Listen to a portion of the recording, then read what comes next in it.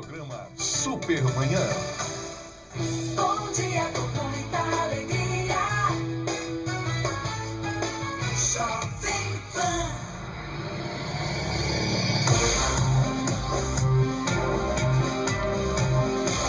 Esta é a Jovem Pan News. A rede da informação.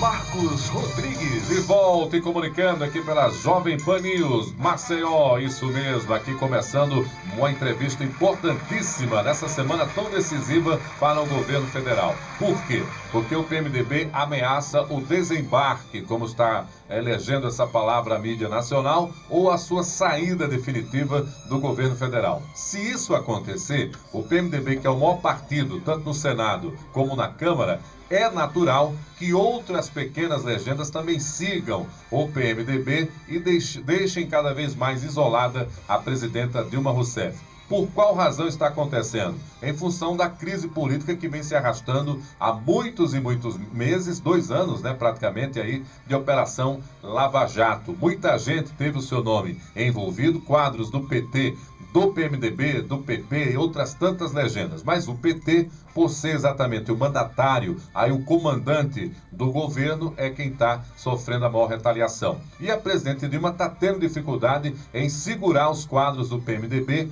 ao seu lado para garantir o mínimo de 172 votos na Câmara e evitar que o processo de impeachment venha a se avançar. O vice-presidente Michel Temer, que no ano passado escreveu uma carta já ali meio saudosista, queixoso, do governo Dilma, está sendo apontado como o grande articulador aí do que seria essa movimentação do PMDB e a sua saída do governo federal. Quais as implicações disso para o cenário, esse cenário tão difícil, tão nebuloso no momento da política alagoana? Para refletir, na brasileira e com reflexo também na política alagoana. Para refletir comigo esse assunto aqui nos estúdios da Jovem Pan News, eu recebo mais uma vez o jornalista Ricardo Rodrigues, experiente profissional, 30 anos aí de profissão, para ser generoso com ele, está caminhando para 40, mas acompanhando aí o cenário político nacional, desde o processo da abertura política até esse momento de crise que, obviamente, para alguns, coloca em xeque também a democracia no Brasil. Ricardo, o cenário não é fácil para a presidente Dilma, o PMDB literalmente é o fiel da balança, já era em muitas outras situações de governabilidade, mas agora ou vai ou racha, O que está em jogo é exatamente a permanência da presidente Dilma no cargo. Muito bom dia, como é que você está vendo essa semana decisiva?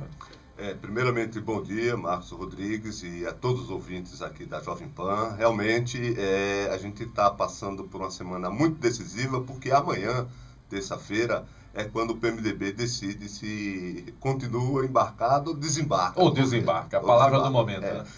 O Michel Temer, ele, desde aquela carta no final do ano passado, que ele deixou muito claro que não concorda mais com a forma de governar da presidente Dilma. Ele tem críticas, ele se sentiu isolado, desprestigiado, e num momento como esse, ele tomou partido. Ele quer que o PMDB assuma o protagonismo do governo, porque com o PT e com a Dilma, ele não quer mais marchar, e ele tem uma influência muito forte dentro do partido, principalmente a parte do partido da Bahia para baixo, digamos assim, o sul e o sudeste do país, onde o PMDB tem muitos quadros, governadores importantes de estados muito mais ricos do que Alagoas, e isso tudo pesa muito.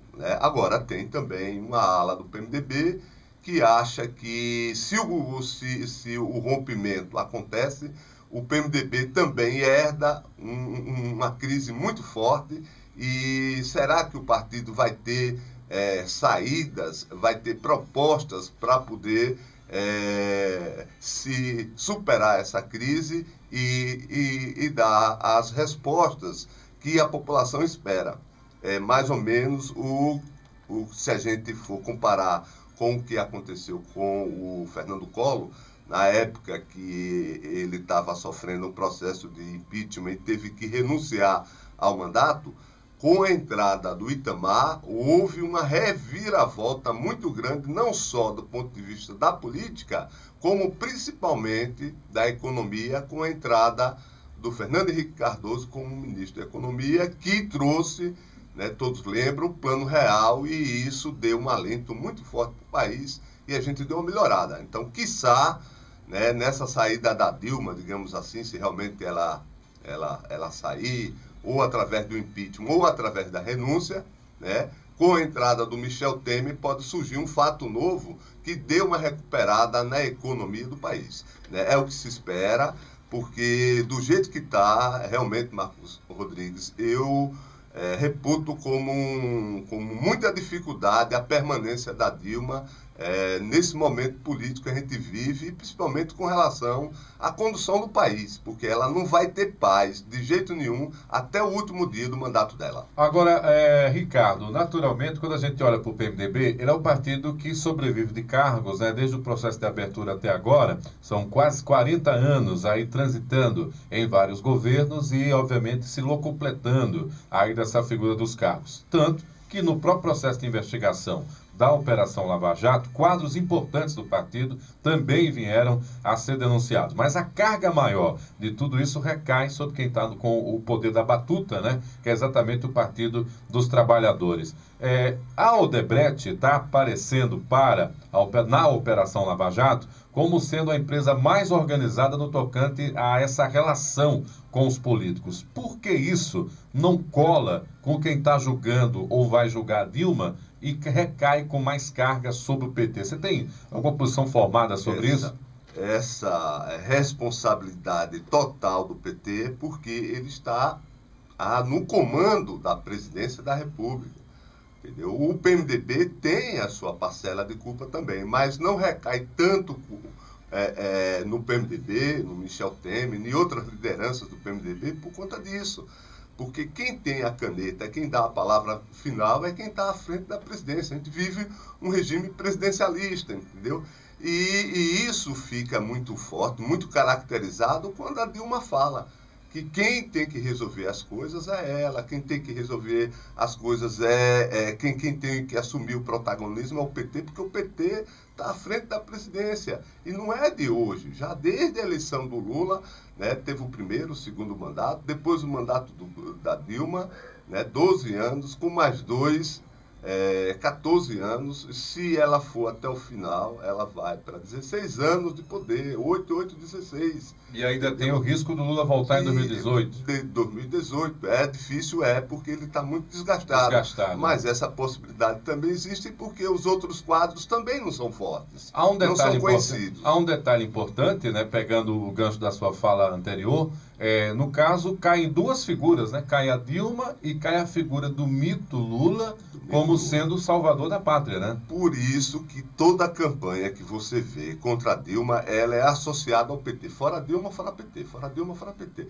Quando ele usa o nome corrupção e usa dentro do nome da palavra corrupção o PT em destaque, é para dizer que o PT é tão corrupto quanto os outros partidos, entendeu? Porque as pessoas se esquecem que os outros partidos também têm envolvimento na corrupção. Só que o PT é diferente, porque o PT se apresentou como um partido que nasceu dos trabalhadores para dar uma resposta àqueles partidos tradicionais. Alternativa, que sempre, né? Se envolveram, era uma alternativa diferenciada. E ela não se confirmou na prática e isso trouxe uma frustração muito grande, porque a debandada do PT original foi muito grande.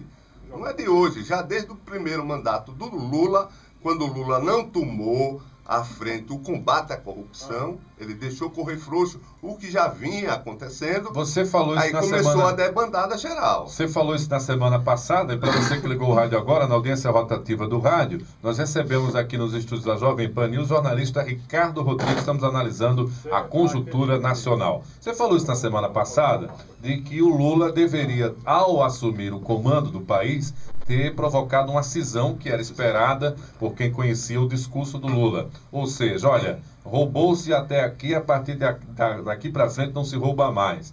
Só que a cada mergulho da Operação Lava Jato se descobre é exatamente isso que você falava semana passada. A corrupção é endêmica, vinha há muitos anos, se pegou uma lista agora. Não tinha nem computador na época, nos anos 80, era datilografada, né? O nome dos políticos que estavam ganhando aí percentuais por obras ligadas à Odebrecht. Quer dizer, ela institucionalizou essa relação com os políticos do Brasil a partir dessa situação. E o PT, tendo assumido aí o governo, não conseguiu romper com esse esquema que já vinha se mantendo e até se adaptou a ele, Ricardo. Isso é inegável, porque como o PT chegou ao poder agregado a outros partidos que sempre praticaram a corrupção, o PT ele tinha um discurso de que os fins justificam os meios. Para chegar ao poder, ele não podia chegar sozinho. Aí defendia alianças com partidos tradicionais, já envolvidos em esquemas e tudo mais, né? Mas para a gente que estava observando a campanha do Lula e querendo que realmente ele chegasse ao poder, porque ele já tinha tentado 3 vezes e não tinha conseguido, a gente, de certa forma, aceitou essa argumentação que era preciso formar uma frente para chegar ao poder. Mas chegando ao poder, Marcos Rodrigues, aí era onde estava o marco. Deixaria o deslumbramento de lado e tomava-se uma decisão categórica. Roubou antes, agora não rouba mais. Vamos mudar as práticas. Com quem? Da relação do governo com a iniciativa privada, do governo com as empreiteiras e assim por diante, entendeu? Aí ele poderia muito bem dizer, olha, essa galera toda que está com a gente, esses partidos que sempre participaram dessas corrupções, não participam mais, porque é um marco. Agora vai ser diferente. Quem quiser continuar com o governo, continua dentro desse diapasão. Desse padrão. Desse padrão. Se não quiser, então está fora. Quem roubar vai ser responsabilizado. Primeiro, o presidente da República apresenta a sua declaração de imposto de renda, todos os seus bens e diz, olha, o que eu tenho é isso, e quando eu sair vai ser isso. Pronto, ele não fez isso. Se você pegar as matérias de jornais, as falas do presidente Lula, de outras lideranças do PT, que na época estavam emergindo e tomando conta de tudo, que nem Genuíno, Zé Disseu, Delúbio, Vacari, enfim, todos os quadros do PT era de deslumbramento, com poder, que vou fazer, vou acontecer, vou combater e tal, tudo mais. Isso, discurso da boca para fora, entendeu? Lógico que dando continuidade, teve pontos importantes, né, no combate, né, às mazelas e a questão do apoio à população de baixa renda. Os programas sociais tiveram uma importância muito grande, né, mas isso tudo propaganda, da boca para fora. Você está falando jogando para a plateia, mas no fundo, a corrupção continuava do mesmo jeito que antes sempre aconteceu no país. Você está falando da questão social e vem uma pergunta aí por telefone, chegou até o Paulo Rocha. Quem está na audiência do programa é o advogado Adriano Argolo. Ele que, inclusive, já fez algumas intervenções no programa, exatamente em defesa da possibilidade de que não há uma materialidade para o processo de impeachment avançar na Câmara. E que o processo seria um julgamento mais político do que realmente fundamentado em aspectos jurídicos. Ele pergunta o seguinte, dentro dessa possibilidade, ou desse cenário que aqui foi levantado, de uma possibilidade da queda da presidente Dilma, e a gente considerou que se ela ficar não teria paz para governar, terá paz para governar o Michel Temer com os movimentos sociais? Será que nós estamos esquecendo aqui desse fator envolvendo os movimentos sociais agrários e urbanos, né, os próprios sindicatos contrários a esse governo de transição, Ricardo? Não, olha, em tese não, né? Porque se for considerar que a presidente Dilma recebeu dinheiro para a campanha dessa lavagem de dinheiro que vinha da Petrobras, né, o Michel Temer também tem responsabilidade do mesmo jeito que ela, porque ele era o vice da chapa. Então, a rigor, se for levar em consideração que há crime de responsabilidade praticada pela presidente Dilma no exercício da presidência, né, esse crime também teria a participação do Michel como vice. E se houve crime eleitoral, porque na campanha o dinheiro que foi colocado na campanha também era do Caixa 2, também era da corrupção. Então, se o dinheiro que elegeu a Dilma era da corrupção, é o mesmo dinheiro que elegeu Michel Temer como vice. Então, a rigor, a meu ver, deveria a eleição ter sido anulada. Anulava-se a eleição e fazia-se uma outra eleição junto com essa municipal também para presidente. Né? E contanto que essas pessoas que se envolveram, que estão sendo investigadas, entendeu? Como ficha suja que são, ficariam de fora, não poderiam se candidatar, seriam novos candidatos. Então, nessa perspectiva, considerando que o governo, né, inclusive com o vice, estaria contaminado, você acha que a pressão das ruas, partir dos movimentos sociais, continuaria? Deveria ser essa, só que a pressão das ruas, ela não é autêntica, como já identifiquei aqui em outras conversas da gente. Elas vêm do parlamento para a rua, não da rua para o parlamento. E, como tal, elas têm um objetivo lógico de solapar a Dilma, né? Mas ela não questiona a autenticidade, a legitimidade do Michel Temer assumir a presidência, entendeu? Eles vão até um ponto, que é derrubar a Dilma. Depois é que eles vão ver se vão derrubar o Michel Temer ou não. Porque eles também têm interesse. Quando o Itamar assumiu, você observa que o Itamar era do PMDB. Era o PMDB, mas ele trouxe para o governo o PSDB, os tucanos, trouxe um dos principais quadros, que era o Fernando Henrique, e fez o Fernando Henrique como seu sucessor.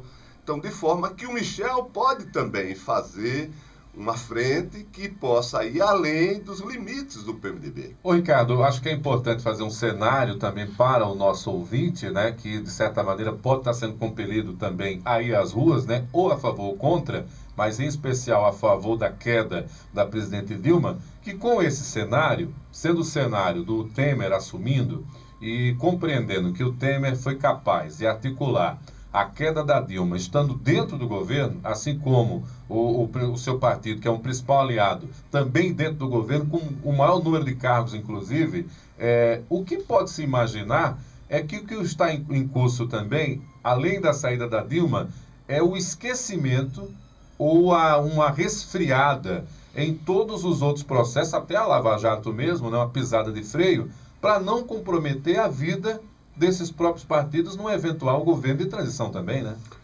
Porque se for levar a cabo... Tudo, se for pegar tudo, não fica ninguém. Não fica ninguém. Não fica ninguém. Porque só por essa lista última da Odebrecht tinha para mais de 200 políticos recebendo propina no propinoduto da Odebrecht. E como tem esses mesmos políticos e outros também recebendo de outras empreiteiras, de outras empresas. A Lava Jato, até hoje, só se debruçou sobre verba de movimentação de campanhas de empreiteiras que tinham prestação de serviço junto à Petrobras. Não se levantou ainda a corrupção que existe dentro do BNDES, a corrupção que existe dentro da Caixa Econômica, do Banco do Brasil, né, dos dinheiros dos fundos de pensão, da Previdência Social e do FGTS, que também eles metem a mão costumeiramente. Então, de forma que a corrupção no nosso país, ela é muito endêmica e não é de hoje e precisa ter um marco. Essa Lava Jato, ele precisa, já que não houve um marco das esquerdas quando assumiu o poder com o presidente Lula, embora a base aliada dele fosse podre, mas ele poderia ter rompido com essa sequência de corrupção, ter dito, não, bicho, olha, as empreiteiras vão ganhar dinheiro, mas respeitando o que está na licitação, respeitando os contratos, usando corretamente o dinheiro e não vai pagar propina mais a ninguém. Se pagou, pagou só até agora.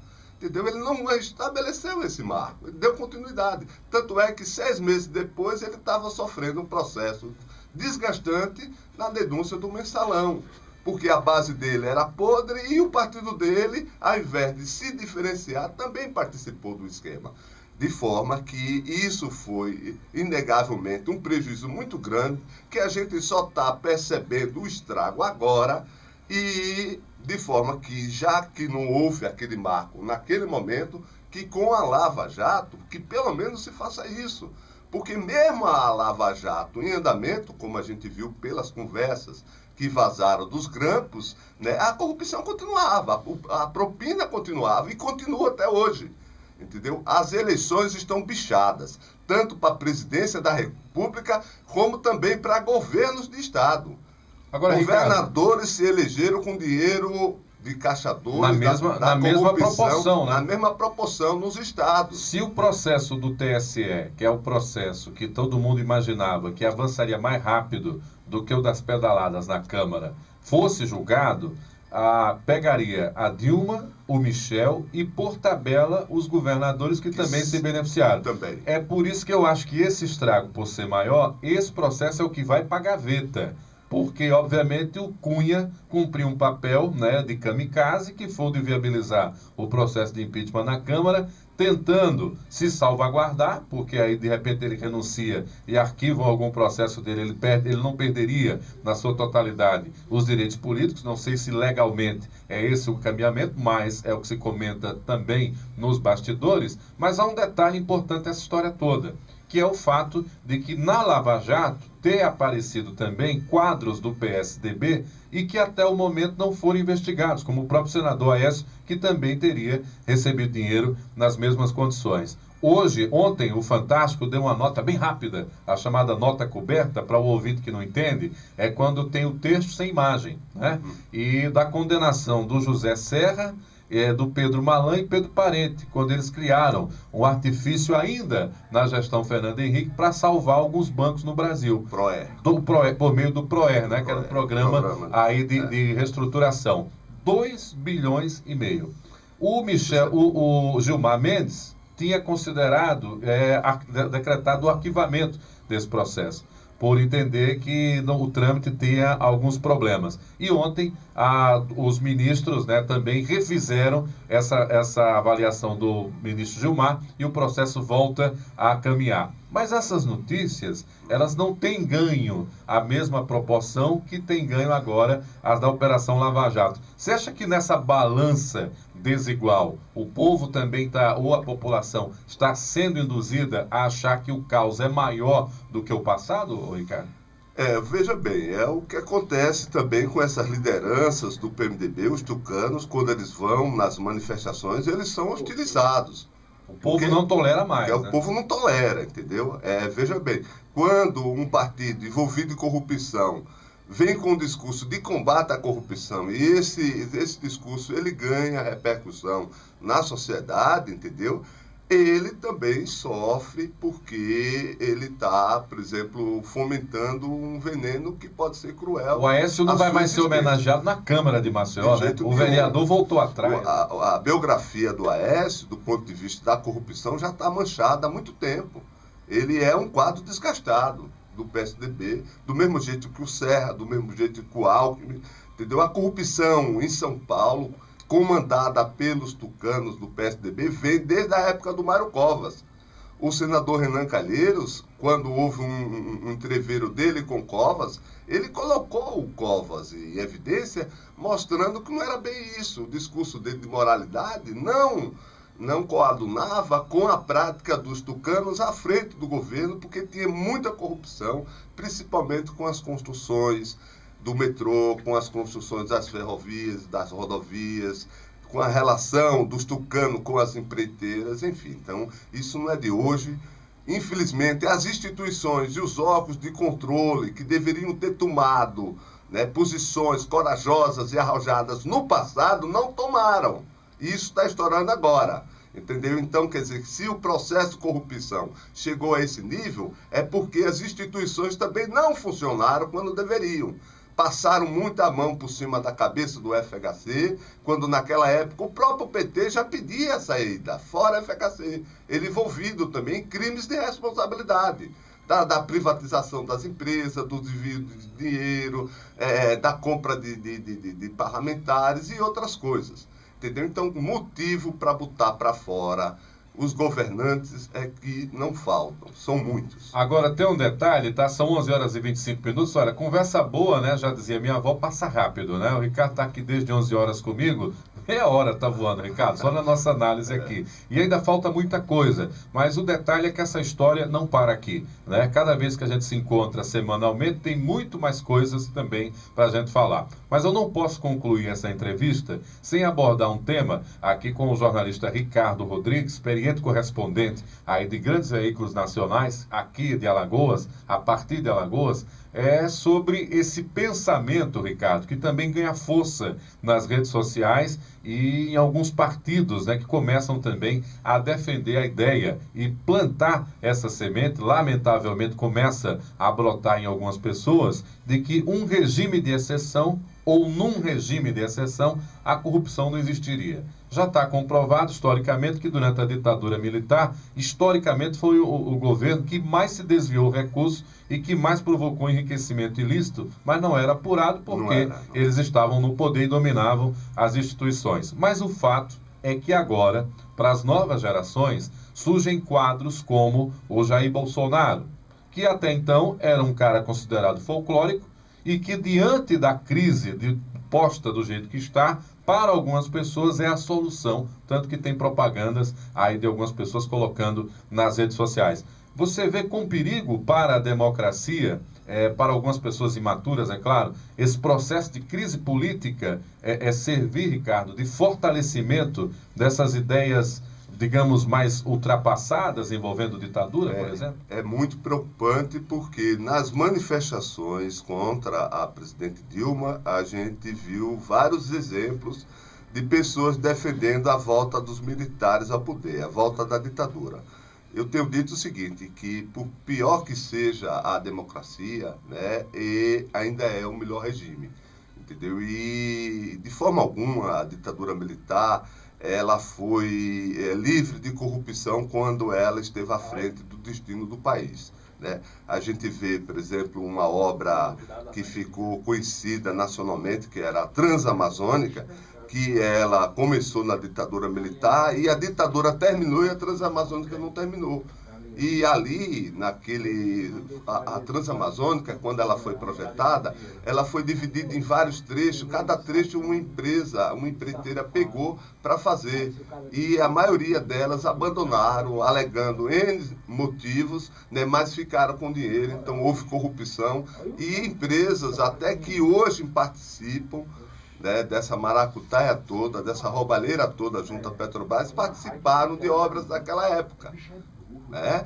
Então, quer dizer, não mudando o regime de uma democracia que a gente vive com todo defeito, né, para um regime militar de ditadura, os militares tomando a frente do poder, que a gente vai acabar com a corrupção, que o país vai sair da crise. Não, pelo contrário, pode ser pior. Porque quando vem o regime de cima para baixo, você não tem direito nem de reclamar, nem de criticar e nem de pedir para mudar, porque você leva o cacete. A nossa conversa não existiria, né? Essa reflexão, por exemplo, não existiria, né, Ricardo? A gente já teria entrado algum agente aqui, ou tirado a rádio do ar, ou nos tirado do ar. Eu acho que de jeito nenhum. O que as pessoas que estão indo para a rua conscientemente querem é que a gente dê um basta à corrupção, que as relações comerciais entre o poder público e a iniciativa privada, ela seja saudável, ela seja transparente, ela aconteça como acontece na vida comum. Quando você quer construir uma casa, você contrata uma construtora e ela tem que cumprir ipsiliter como está ali no contrato. O valor estabelecido, que tipo de material vai ser empregado, o tempo que vai ser usado para aquela construção, e isso acontece normalmente, naturalmente, ganha a construtora que fez o serviço, porque está ali, também está embutido o lucro dela, ganha a pessoa que mandou construir e a relação é saudável, pronta para ser repetido várias vezes, se for necessário. Então, essa relação tem que acontecer no serviço público. Não se admite mais gastar o dinheiro do povo dessa forma, da corrupção, na safadeza, obras que eram para ser construídas e não foram porque o dinheiro foi desviado.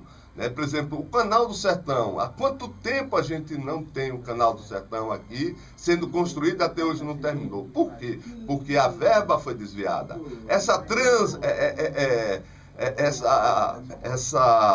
transposição do Rio São Francisco, tirando água de um rio que já está deficitário para levar para Pernambuco, Paraíba, Ceará, sabe lá para onde. Isso é outra obra faraônica. Quanto não se gastou de dinheiro nisso e vão se gastar mais para dar dinheiro para as empreiteiras, entendeu? Quando ela começar essa obra, no início do governo Lula, eu, numa entrevista de rádio, o apresentador perguntou para mim o que é que eu achava da obra da transposição. Eu disse claramente, é uma obra faraônica que só vai servir para molhar a mão dos políticos. Não vai levar água para canto nenhum, mas vai molhar a mão de muitos políticos e esses que estão no poder até hoje. Senadores, governadores, deputados estaduais e federais. Todos eles se elegeram e venceram na vida, entre aspas, né? Porque não venceram, eles se corromperam com dinheiro desviado dessas grandes obras que até hoje não aconteceram. E as que aconteceram foram superfaturadas. E hoje a gente paga caro por conta disso tudo, porque se o país está em crise, a gente vive recessão, desemprego, inflação, é por conta da roubalheira, o dinheiro que tiraram daqui e jogaram lá fora. Então esse dinheiro tinha que ser repatriado, trazer para cá e distribuir para o povo. Entendeu? Não se admite mais dinheiro para político nem para partido. Entendeu? O povo deveria ir para a rua e dizer o seguinte, o dinheiro agora tem que ir para o eleitor. Quem tem direito a dinheiro hoje é o eleitor, não é mais um político nem um partido. Não. Eu prometo a você fazer um programa só sobre a sua tese, tá? Do pagamento pelo voto, porque sempre que ele pode, ele resgata essa informação. São 11h31, 11h31, horário de Brasília. A gente chega ao final dessa conversa. Claro que ela não se esgota aqui, né? Isso é um capítulo dentro de tanto dessa novela que se arrasta por tantos anos. Fazendo um trocadilho breve sobre esse seu exemplo da corrupção envolvendo o Rio São Francisco, são rios de dinheiro, né, Ricardo? Literalmente, que foram desviados aí da sua finalidade. A gente chega ao final e na semana que vem o Ricardo, se Deus quiser, está aqui de novo, a gente analisando, obviamente, o cenário com um novo quadro, né? Aí depois dessa semana tão importante, que é a semana decisiva da presidente Dilma Rousseff.